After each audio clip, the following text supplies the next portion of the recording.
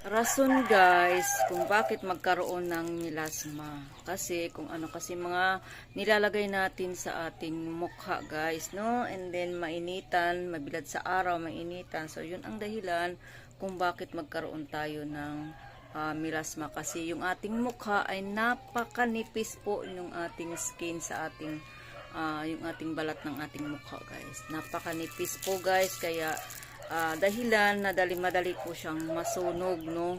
Kung ano-ano kasi mga nilalagay natin sa mukha, guys, mga rejuvenating o di kaya mga astringent, yun. Tapos mabilad sa araw, ayun, masusunog, magkaroon tayo ng melasma.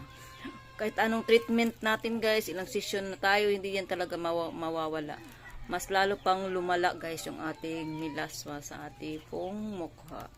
So, ayan po, guys, sa mga ano dyan, wag na kayong kung ano-anong, wag na kayong maglagay na kung ano-anong